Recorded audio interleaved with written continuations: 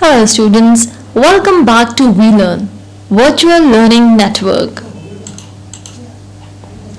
We are going to study Introduction to HRM in Hospitals. This is part 2 of session number 4, wherein we will be studying potential implication of hospital autonomy. The topics that we are going to cover today are explain deployment of highly qualified personnel, discuss competent individuals who make strong organizations, describe culture and leadership are critical links to success, and lastly we will be discussing decentralization. Let me introduce you to the topic deployment of highly qualified personnel. Deployment basically is use, how we are consuming the highly qualified personnel's capabilities.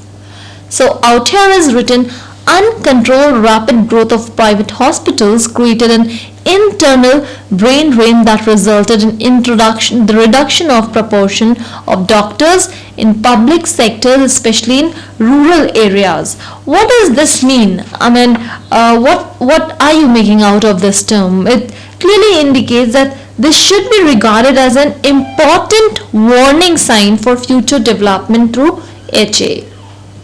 So we are seeing here that because of newer private hospitals coming into existence, and we are all well aware that private hospitals the facilities, they are better, they're always better than the public sector hospitals. तो होता क्या है, जो अच्छे doctors होते हैं या अच्छे employees होते हैं, they prefer working in private hospitals if we are comparing them to public hospitals. So there is an internal brain drain, that is, being in the same country, there is brain drain, as in there is, lot of employees or, excessive pool in private sector and or in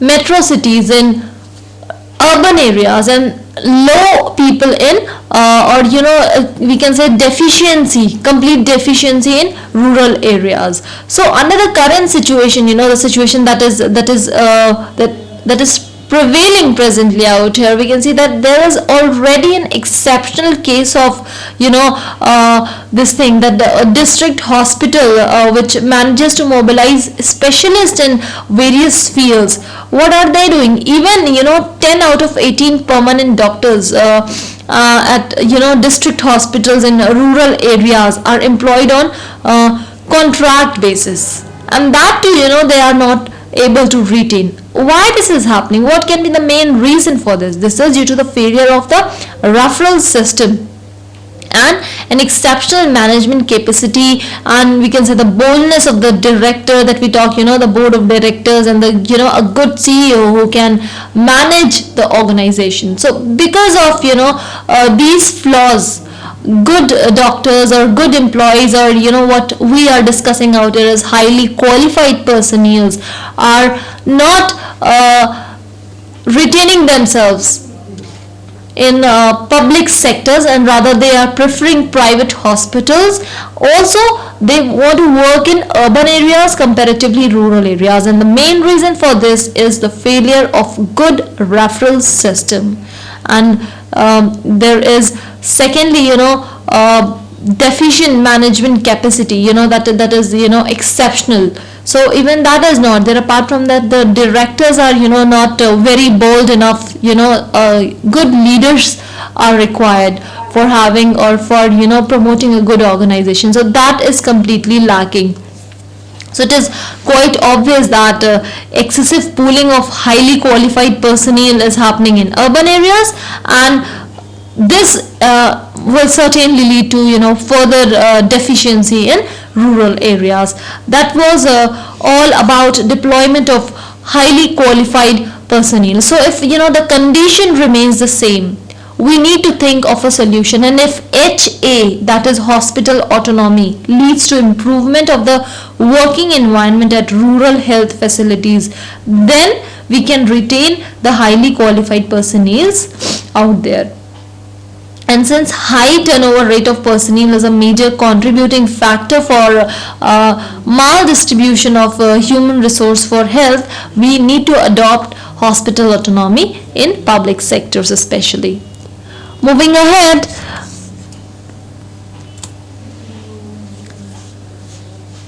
Now when we're discussing out here is utilization in this, what happens is, in this principle of utilization, introducing monetary and other tangible incentives are tied with the performance appraisal. And when all these things, the monetary or tangible incentives, or if obviously, if we say to people that if you are performing well, so we will give you a hike in your salary, or we will promote you at a good level. So employees will be internally motivated to perform good. So that will not only improve the productivity of the organization, rather that will improve the performance of overall organization. So what we do out here in utilization, how we are utilizing our personnel is by introducing monetary and other tangible incentives. And these are tied with the performance appraisals, and they could be a strong motivation for increased productivity. And next out here comes is merit system, because there was a time when merit system was only tied with years, more years of work you have, more pay you are given. But time has changed. Now merit system and transparency in staff recruitment and promotion could enhance retention, because this is also related to performance indirectly. Systematic organization of in-service training to up to date or to introduce new skills for all levels of staff in accordance with the strategic plan of a hospital could improve staff capacity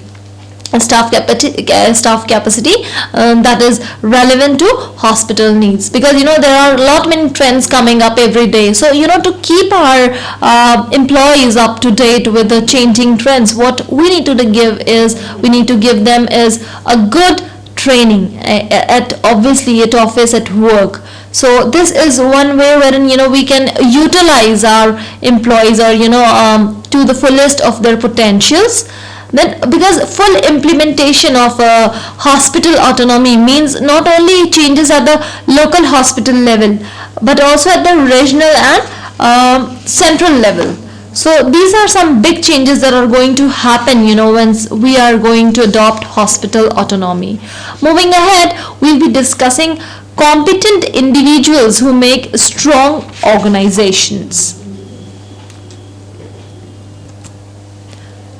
See, we all are well aware that organization, when we are discussing, that is made up of each and every individual's performance.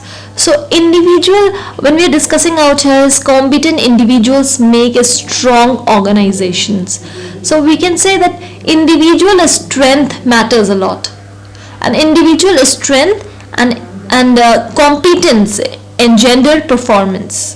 And they are not only a threat to an organization. It is hard to conceive of a weak or failed organization to have comprised a strong and competent staff. Have you ever heard about this? Students, you think of your own and you will get to know this, that you cannot imagine any organization who has poor employees, or unemployed or illiterate, unskilled employees, and the organization is very successful. Or if we are talking vice versa, having a very good, very bad organization and having good people, it cannot happen, because both are interdependent. So only strong and successful organizations have strong, competent and performing staff. So only when the individual parts are strong can the whole organization be strong. Out here is written that the strong, competent and independent individuals may arouse fear that the system or organization will no longer be manageable. Obviously, it can happen that if you have very, very competent employees, it is very tough or very tedious to manage them.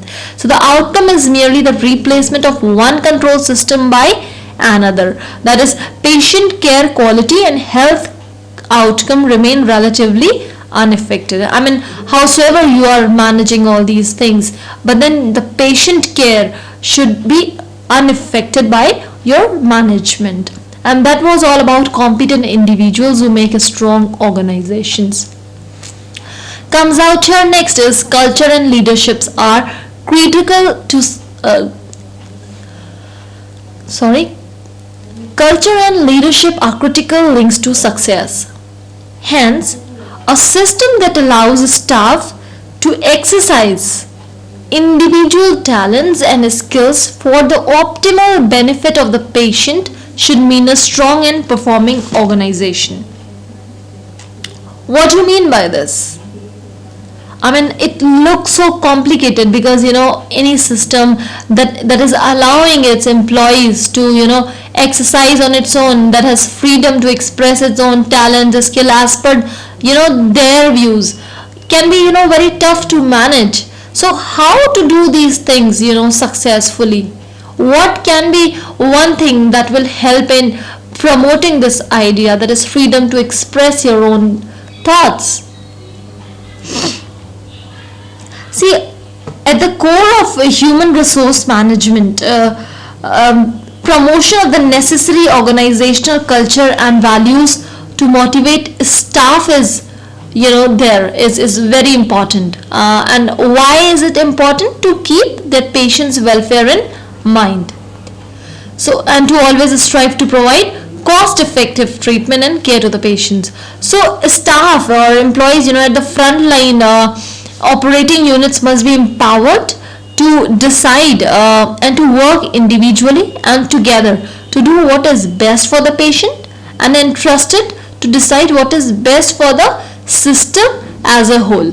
So this is the ideal way of managing culture and leadership in an organization, because if each and every individual is motivated in a way that they are working for the welfare, for the best of the patient, and and then only the trust is developed in the organization, and then they are given the liberty of deciding what is best for the system as a whole, do that.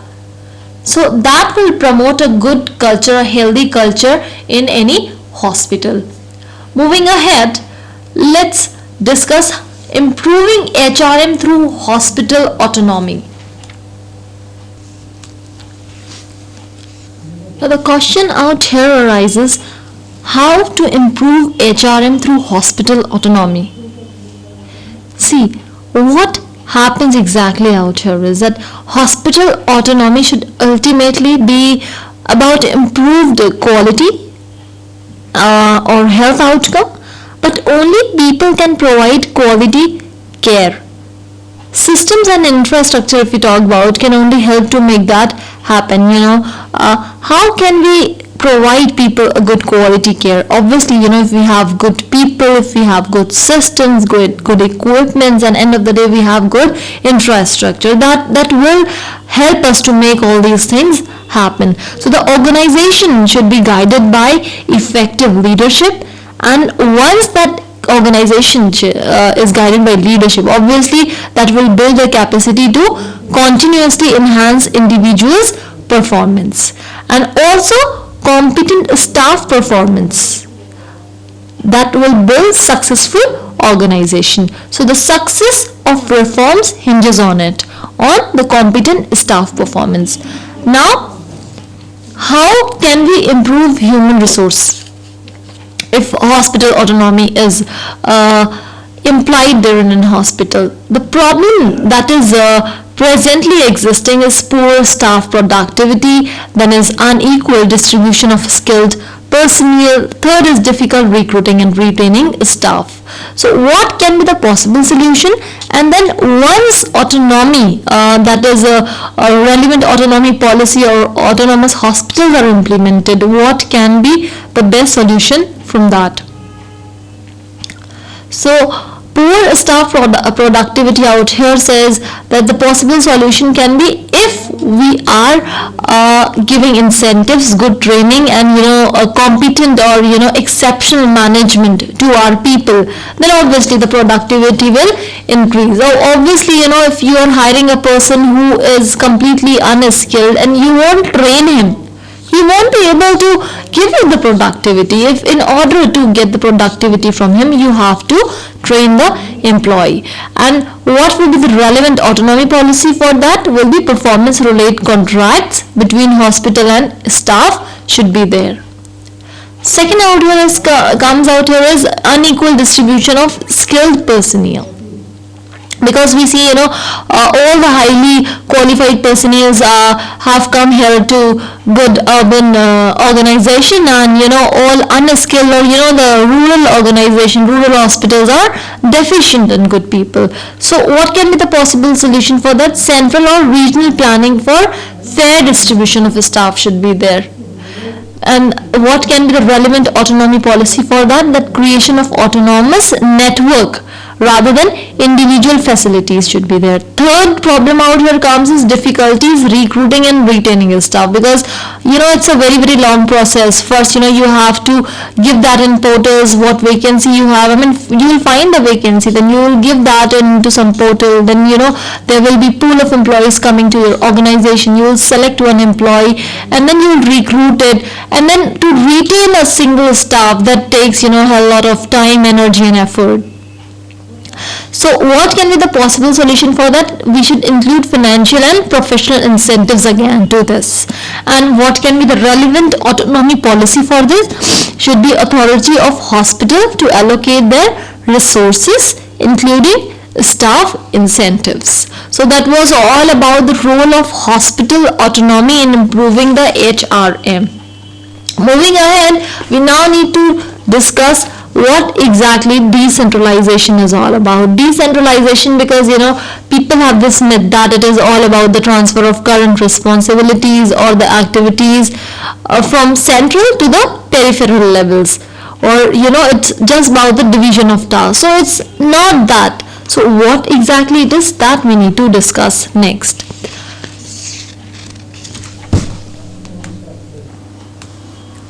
So we discussed decentralization. Now let me give you a good gist of decentralization. See, decentralization may be defined as the spread of power from higher to lower levels in a hierarchy. See, when people have reach, more and more reach means there is more and more decentralization in any organization. So for hospitals, if we are talking, decentralization is an organizational change of special importance, and it may be accomplished through decentralization to departments. More general changes in organizational structures or delegation of tasks, that will affect when decentralization is implemented in any organization.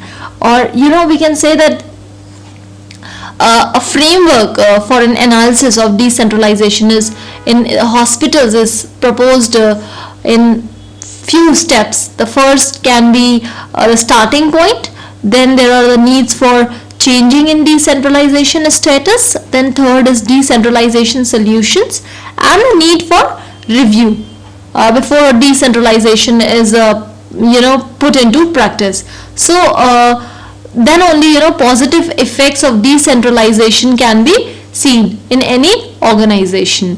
So that was all about decentralization. So this is nothing rather than the process of decision making, and how we make the process of dispersing decision making. Governance closer to the people or citizens. When there is nothing like one people is taking the decision, that is centralized. Decentralized, we are not centralizing it, rather than we are giving access to various peripheral levels. So in decentralization, we disperse the decision making. That is not single person, just not a single person is liable to take all the decision. Rather, there are many other, peripheral departments who are liable to take decision. So this is nothing but the process of dispersing decision making, governance closer to the people or citizens. So that was all about decentralization, and this is basically based on two things. First will be a hierarchy. There will be a hierarchy that will be based on authority. That is, there will be two players in an unequal power relationship. Second, there will be an interface, a lateral relationship between two players of roughly equal power. So that is what is a central theme of decentralization. And the more decentralized the system is, the more it relies on lateral relationship, and it less relies on any force. So that was all about decentralization. Let's see, what are the steps to make it effective. In order to correct the situation that we saw, that there are a lot many challenges in HRM, so it is necessary to rethink the whole process while taking some very immediate remedial actions. So among them, the first out here comes is crash training program. These should be held to improve and share the understanding of decentralization, because unless until we are not giving them any training, they won't understand what decentralization is all about and what authorities do the employees have in personal.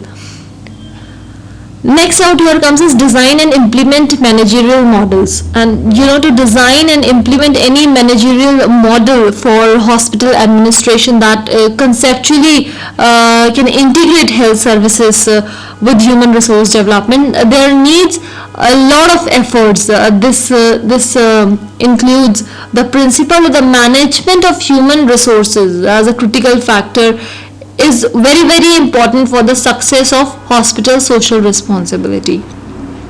Third out here comes is develop technical competencies, and to develop them we require to support decision making on issues regarding staff recruitment, selection, training, individual and team performance appraisal and incentives. Apart from that, compensation policies or labor relationships are also included in that. So if we want a good we want to develop a good technical competencies model in our hospital structure, we need to support decision making on issues like selection, training, all the HR components that includes compensation policies, performance appraisals, etc. Fourth out here, the step that can make decentralization effective is design and implement appropriate information system. So to design information system, we need to support obviously the above strategies and activities. Last out here comes is careful consideration and planning. So the mechanism for transfer of human resources, from central authorities to regional or hospital levels require careful consideration and planning, and this would best be done quickly once it is undertaken. However, this cannot be done properly if the above mentioned actions have not been implemented beforehand, and this is the only way to make decentralization effective. So that was all from this chapter. Now you have something to do on your own, that you need to define what decentralization is and then the steps to make it effective. Lastly, you need to discuss culture and leadership are critical links to success. That's it. I'll catch you in the next session. Thank you.